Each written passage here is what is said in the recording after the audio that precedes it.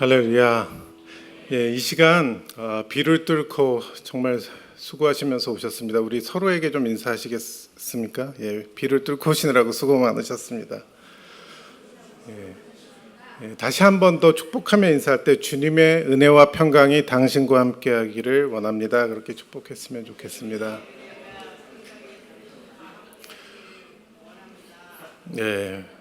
사실 목회자들도 이렇게 비를 뚫고 이렇게 만약에 목회자가 아니었으면 왔을까 그런 생각이 들 때가 가끔 있는데 여러분들 참 이곳에 온 것을 환영합니다. 주의 이름으로 환영합니다.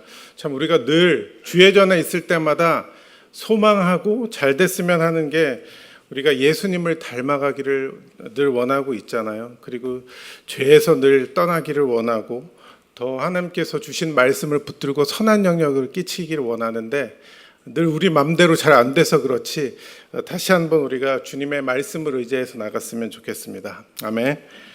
이 시간 계시록 3장 14절에서 22절의 말씀을 합독하면서 예수님의 관심과 열정, 그 포기하지 않는 사랑에 대해서 우리 함께 말씀 나누도록 하겠습니다. 요한계시록 3장 14절부터 22절 말씀 같이 합독하도록 하겠습니다. 시작. 라오디게아 교회의 사자에게 편지하라.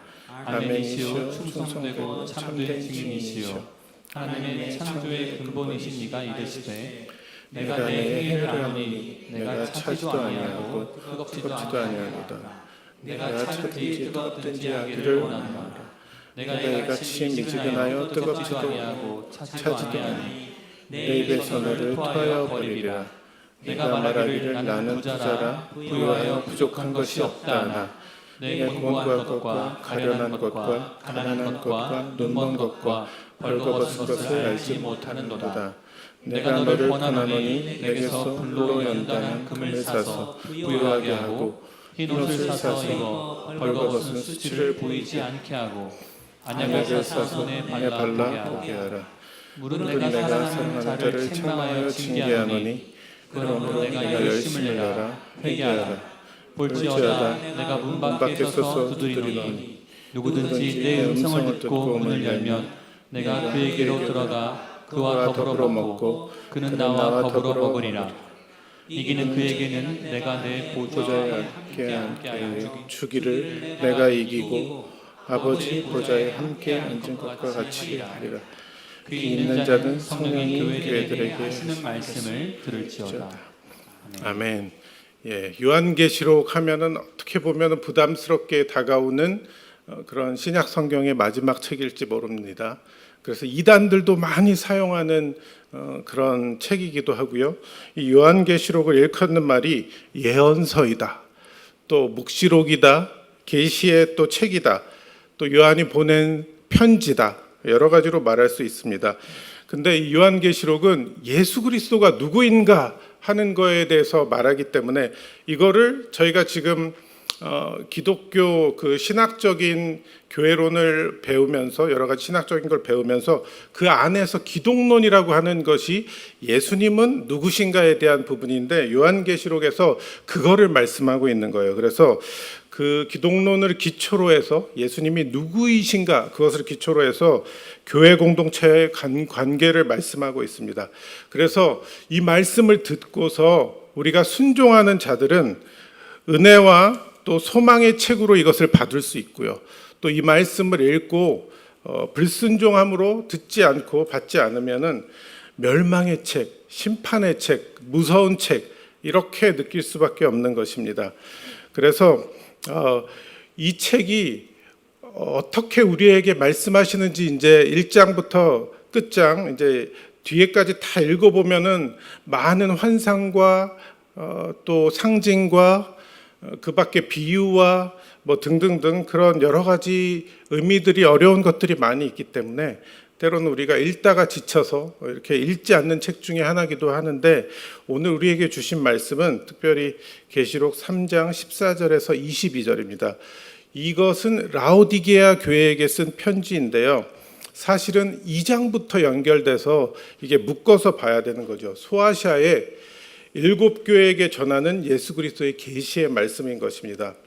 그래서 이 비유들, 이 편지를 잘 살펴보면은 어떤 교회에게는 칭찬을 했고 어떤 교회에게는 책망만 했고 칭찬과 책망을 다 했고 그런 것을 돌아볼 수 있는데요. 간략하게 이 소아시아 7교회에게 어떤 칭찬과 책망을 했는지 우리가 살짝 살펴볼 수 있습니다. 첫 번째, 에베소 교회는 행위와 수고와 인내하였다고 해서 칭찬을 받았어요. 그렇지만 처음 사랑을 잃어버렸다고 해서 그것에 대해서 책망을 받았습니다. 그래서 회개하지 않으면은 푯대를 옮기리라고 경고하는 그 말씀을 주셨고요. 또 서머나 교회는 칭찬만 받은 교회예요. 어떤 것으로 칭찬받았냐면 환난과 궁핍 가운데서도 영적 부요함을 누린 교회로 칭찬을 받았습니다. 그러면서 죽도록 충성하면은 생명의 면류관을 받을 것이라고 그렇게 칭찬 위로하고 있는 거죠. 그 다음에 버가모 교회는 핍박 가운데도 믿음을 지킨 것에 대해서 칭찬을 받습니다. 그렇지만 이단의 그 거짓 교사의 교훈을 따라서 그 가르침에 미혹된 것으로 책망을 받아요. 특별히 발람의 교훈, 니골라당의 교훈, 이것을 통해서 그 거짓 교사의 가르침에 미혹되었죠. 그래서 이중 생활하는 것을 돌이켜라, 그렇게 회개를 촉구하고 있습니다. 그 다음에 두아디라 교회는 사랑, 믿음, 섬김, 인내가 처음보다 좋아졌다고 그렇게 칭찬받고 있어요. 그렇지만 우상 숭배, 행음 이런 것을 아주 심하게 책망을 받습니다. 거짓 교사 이세벨이라고 하는 거짓 교사가 굉장히 유명한데 이것이 그 가나안의 신이기도 한 바알을 숭배하도록 해가지고 그것에 많이 미혹돼서 책망을 받습니다. 그래서 권면의 말씀을 주는데 처음 것을 굳게 지키라, 그런 권면의 말씀을 두아디라 교회에게 줬죠. 4대 교회, 그러면 왠지 사자 들어가면 우리나라 사람한테는 왠지 죽을 사자 같고 좀 그런데 약간 비슷해요. 이 4대 교회도 보면 칭찬도 받고 책망도 받지만 신앙의 순결을 지킨 소수의 사람들, 이게 성경적인 구약적인 표현으로 얘기하면 남은 자들이라고 그러죠. 그렇게 순결을 지킨 소수의 자들로 인해서 칭찬을 받습니다. 그런데 또 실상은 죽은 자와 같이 영향력 없는 또 삶을 살아서 또 책망을 받죠. 그 다음에 6번째 빌라델피아 교회가 있습니다. 여기는 인내함으로 말씀을 지켰다고 해서 칭찬을 받고 책망은 받지 않습니다. 그러면서 내 면류관을 빼앗지 못하게 하라, 그러는 권면과 격려의 말씀을 받죠. 오늘 우리가 나누는 말씀을 통해서는 라오디게아 교회에게 하신 말씀을 우리가 이제 나누게 되는데요. 여기는 칭찬을 받지 않고 책망만 받은 교회예요. 참 하필이면 왜 책망만 받은 교회를 선택했을까? 저도 오늘 설교할 그 날짜가 정해진다면 어떤 말씀을 전할까 하다가 주시는 마음이 이 라오디게아 교회에게 하신 그 말씀을 나눠야 되겠다, 그런 말씀을 줬는데 왜 그러냐면 이제 간단히 말하면은 열심을 내지 않고 회개한 것 때문에 라오디게아 교회가 책망을 들었는데 어떤 일들이 있었는지 우리가 함께 나눴으면 좋겠습니다. 사실 라오디게아 교회는 박해도 없었어요. 그리고 이단에 시달린 적도 없었어요. 그런 어려움이 없었어요. 그냥 평온한 교회였어요. 그리고 부유한 교회였어요. 그래서 부자가 많았기 때문에 옛날에 그 대지진이 일어났을 때 아무 도움도 받지 않고 그냥 스스로 자기네 돈으로 다시 재건한 데가 라오디게아예요. 그 정도로 돈이 많은 데였습니다. 우리 14절 함께 우리 읽도록 하겠습니다. 시작. 교회의 사제에게 편지하라. 아멘이시오, 충성되고 참된 증인이시오, 하나님의 창조의 근본이신 이가 이르시되. 우리가 기억해야 할 첫 번째 메시지 우리 함께 읽도록 하겠습니다. 미지근한 시작. 미지근한 신앙을 떠나야 합니다. 여기 보면은 먼저 14절에 라오디게아 교회 사자에게 편지했다고 하면서 그 사자에게 하면서 그 수식자를 말하고 있어요. 그런데 그 사자가 이제 요새 말로 풀이하자면은 목사도 될 수 있고 지도자도 될 수 있고 영어 성경에는 뭐 the angel of the church 그래가지고 그 교회의 천사 뭐 이런 식으로 해서 좋게 얘기하고 있어요.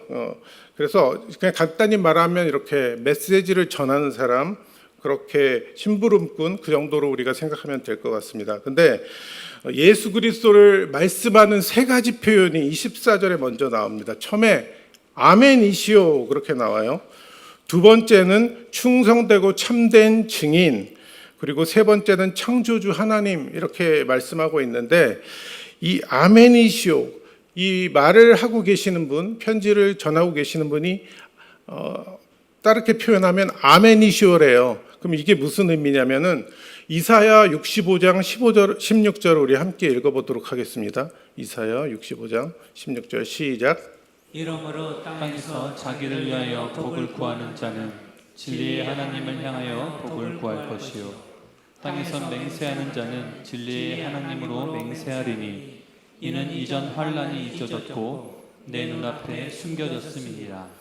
여기 아멘이시오, 아멘의 하나님 그렇게 표현하는 게 구약 이사야 65장 16절과 연결되는데, 왜 그러냐면 여기 보면 진리의 하나님이라고 나와 있죠. 여기에서 진리의라는 게 그 히브리어 원어를 보면은 여기서 아멘이라고 돼 있어요. 그러니까 아멘 하나님인 거예요.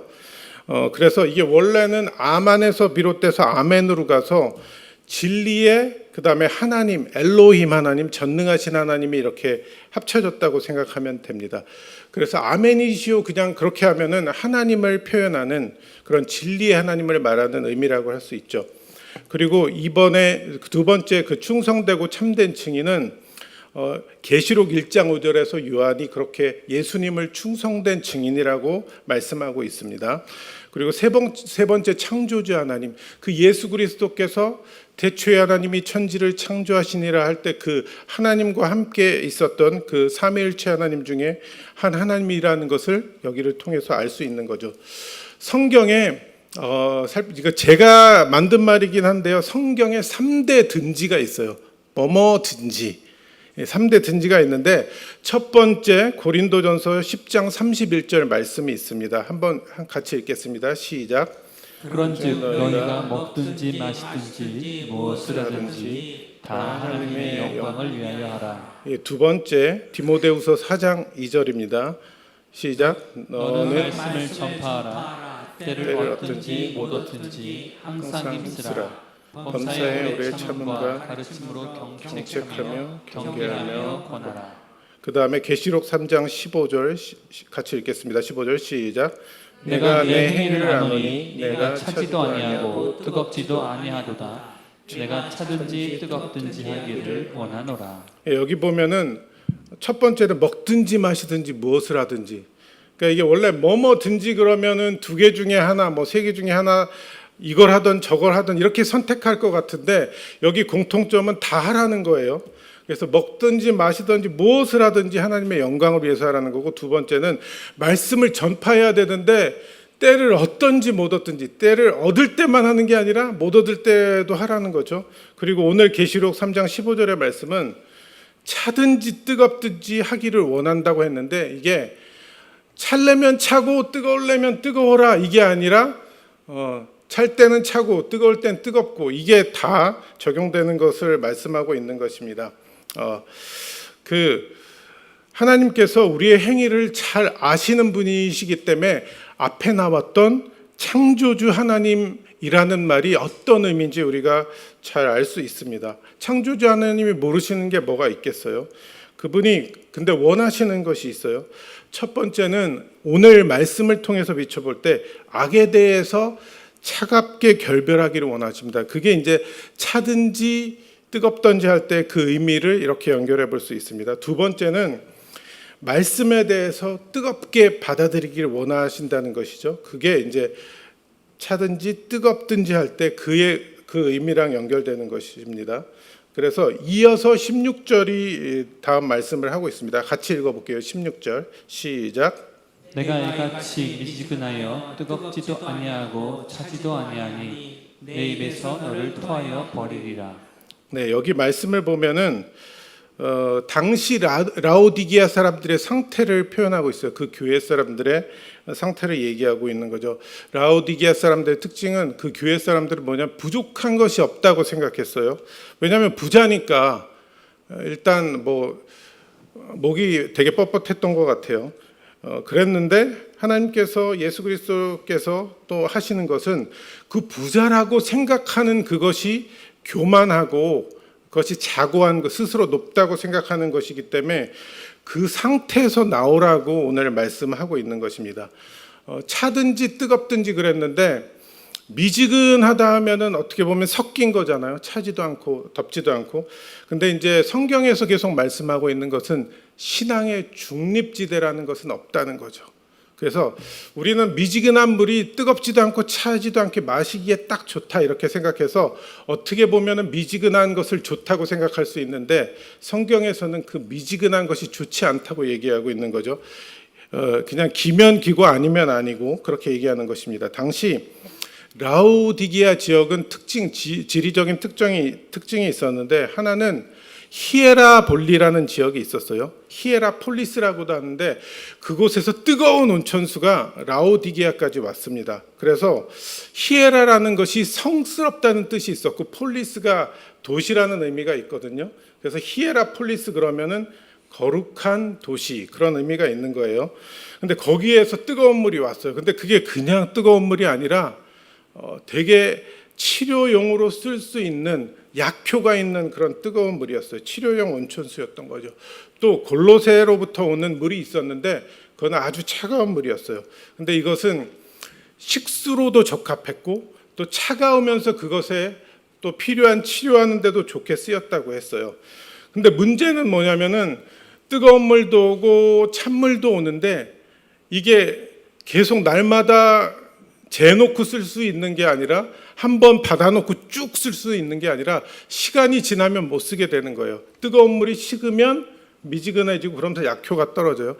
또 찬물도 시간이 지나면 그 찬 거가 없어지면서 약효도 떨어지면서 마치 광야에서 이스라엘 백성들이 그 광야를 통과해 갈 때 이제 먹을 게 없었잖아요. 그래서 하나님께서 만나와 메추라기를 주셨는데 이거를 한 번에 주셨을 때 왕창 다 걷어가지고 한 달 먹을 거를 걷어서 한 번에 조금씩 먹으면서 한 달을 버텼으면 참 좋을 텐데 어땠죠? 예, 매일 나가서 걷어야 됐었잖아요. 그렇듯이 이 물도 한 번 받아가지고 왕창 받아가지고 그 약효를 쓸 수 있는 것이 아니고 그때 받아야 했던 거죠. 그래서 미지근한 물을 봤을 때 겉보기에는 물 같아 보이고 그냥 아무 문제 없어 보였지만 치료용으로도 식수로도 쓸 수 없는 그런 물이었다는 거죠. 그것에 이 말씀을 통해서 또 생각나는 말씀이 있는데 마태복음 5장 13절에서 16절 말씀을 우리 다 같이 한번 읽어보도록 하겠습니다. 마태복음 5장 13절에서 16절입니다. 시작.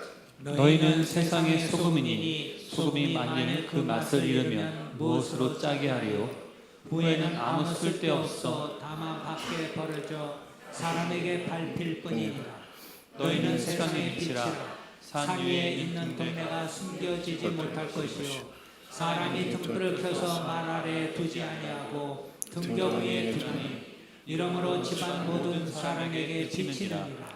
이같이 너희 빛이 사람 앞에 비치게 하여 그들로 너희 착한 행실을 보고 하늘에 계신 너희 아버지께 영광을 돌리게 하라. 아멘. 예, 두 번째 우리에게 주시는 말씀은 2번 다 같이 한번 읽어보도록 하겠습니다. 시작. 모든 시선을 주님께 둬야 합니다. 이게 무슨 말이냐면 우리가 시선을 주님께 온전히 둘 때 주님의 시선으로 세상을 사람을 또 이 주님께서 창조하신 것들을 다 바라볼 수 있다는 거죠. 그러면서 오늘 3장 17절에 어떻게 말씀하고 있는지 한번 17절을 읽어보도록 하겠습니다. 시작. 내가 말하기를 나는 부자라 부유하여 부족한 것이 없다나 내 곤고한 것과 가련한 것과 가난한 것과 눈먼 것과 벌거벗은 것을 알지 못하는도다. 우리는 잘 믿는 성도가 어떤 건지 잘 그 중심을 보고서 구별하기가 참 쉽지 않아요. 그냥 짐작할 수 있어요. 그럼 출석을 잘하는 성도가 좋은 성도냐? 그럴 수도 있고 아닐 수도 있어요. 출석은 잘하지만 마당만 밟는 경우도 있잖아요. 예. 그리고 우리가 날마다 주님을 찬양하고 주여 주여 뭐 주님 주님 이렇게 하지만 그것으로 인하여서 우리가 또 판단할 수 있는 것은 아니죠. 정비례하진 않다는 것을 얘기하고 있는 겁니다. 우리가 말은 그렇게 비슷하게 할 수는 있지만 정말 우리 삶 가운데 진리를 담고 살아가는지 그것은 우리가 일일이 자세히 알 수 없는 것이죠. 그래서 마태복음 7장 21절에 이렇게 말씀하고 있습니다. 마태복음 7장 21절 다 같이 한번 읽어볼까요? 저기 뒤에 아무도 안 계시네요. 예, 제가 읽어드리겠습니다. 나더러 주여 주여 하는 자마다 다 천국에 들어갈 것이 아니요 다만 하늘에 계신 내 아버지의 뜻대로 행하는 자라야 들어가리라. 예, 온천수와 냉천수가 섞이면 쓸모 없어지듯이 그 소금이 맛을 내야 되는 소금, 예수님께서 부르실 때 너희는 세상의 소금이라고 그렇게 얘기하고 있죠.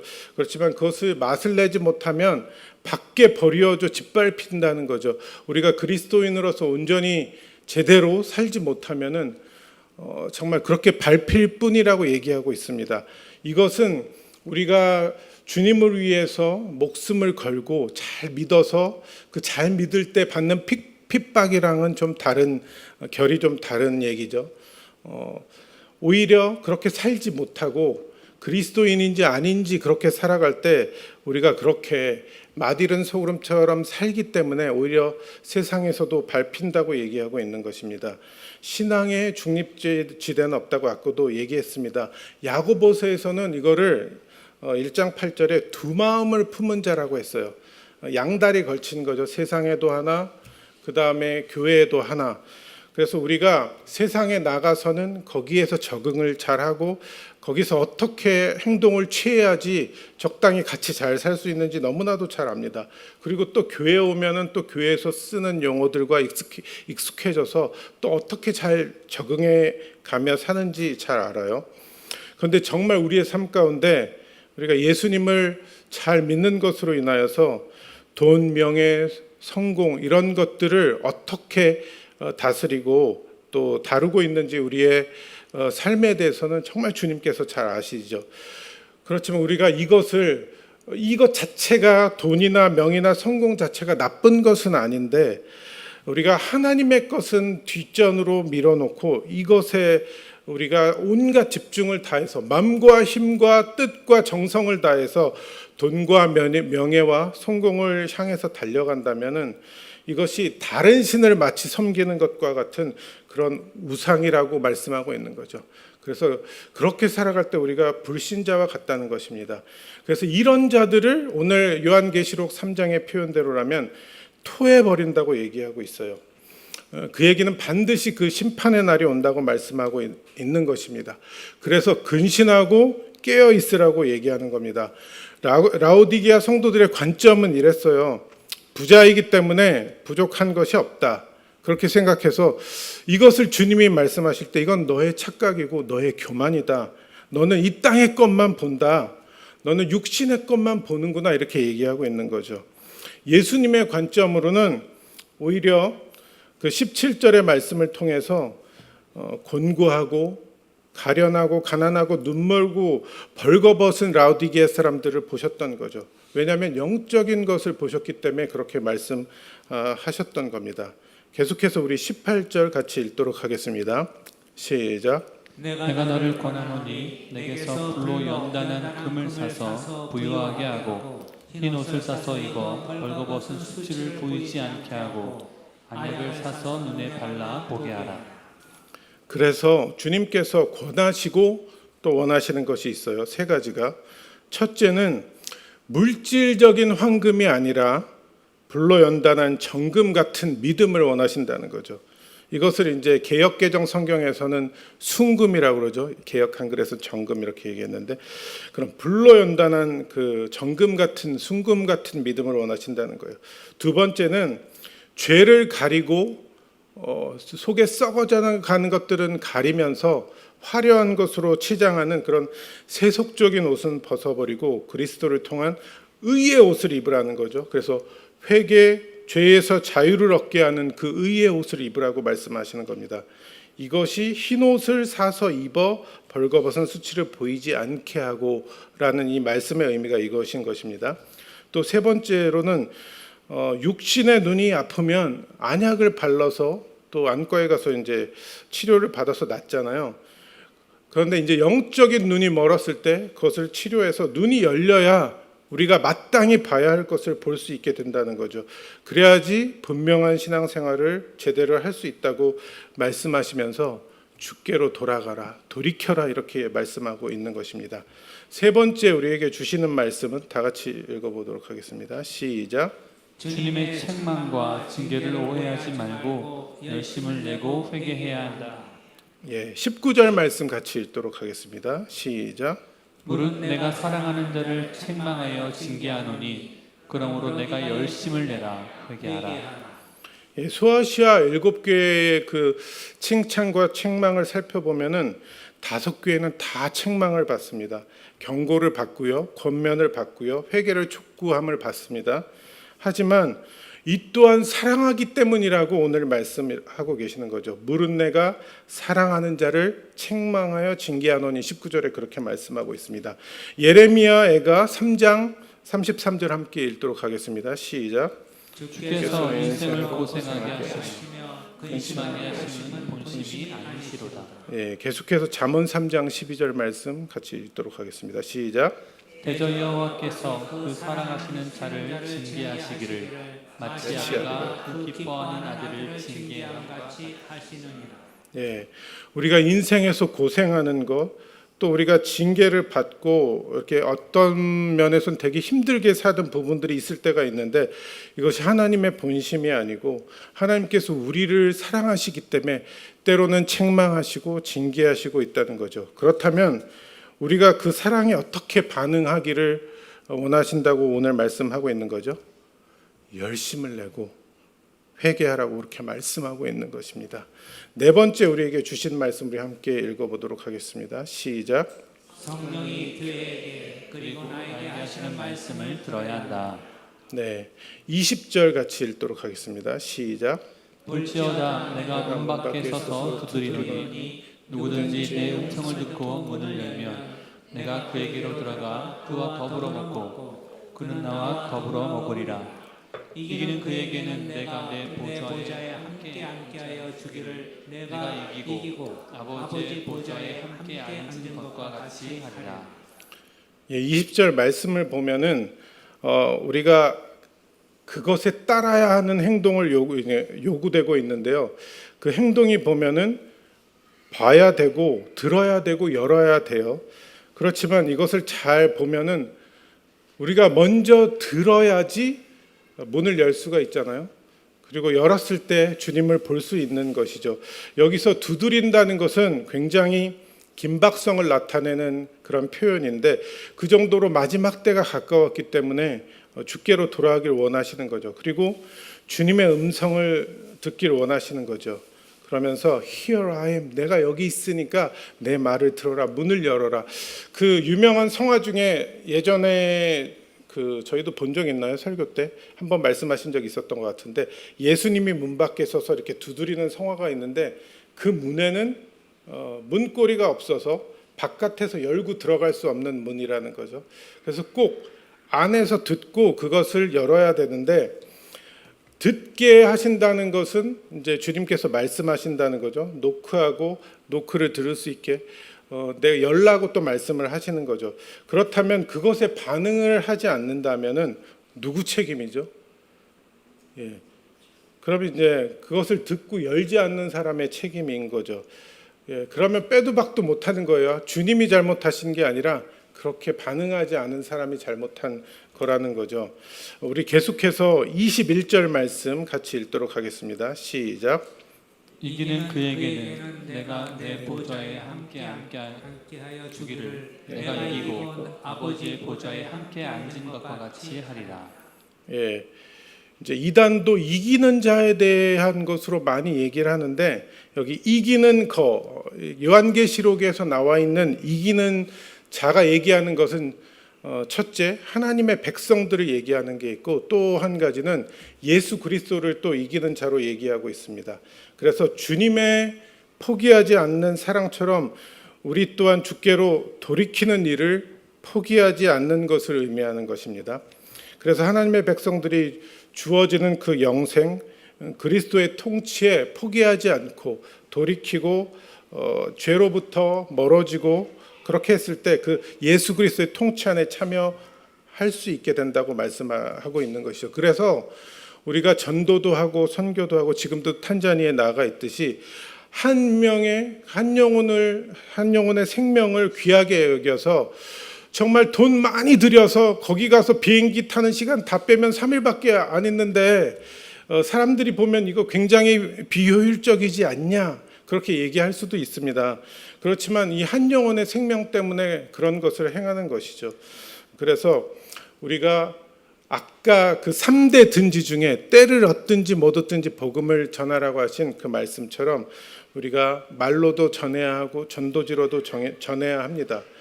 이것이 참 필요합니다. 그렇지만 무엇보다도 삶으로 전하고 본이 된다면 모든 사람에게 덕을 끼치고 하나님께 영광이 될 것입니다.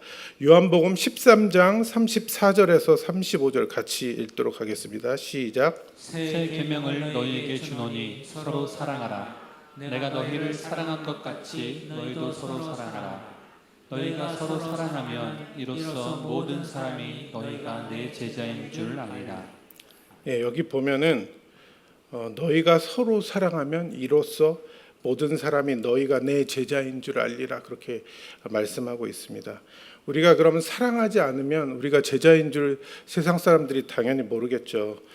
그래서 우리가 이기는 자로서 죄에서 돌이키고 하나님 편에 서고 그렇게 우리가 계속해서 주님을 의지하면서 살아갈 때 결국은 21절 말씀처럼 아버지 보좌에 함께 앉게 된다는 것이죠.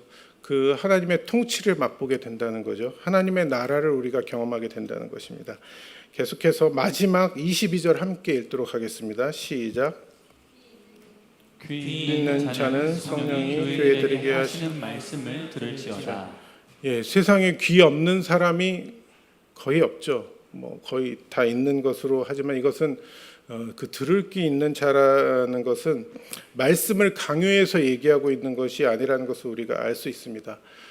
그렇지만 듣기를 원한다는 의미죠.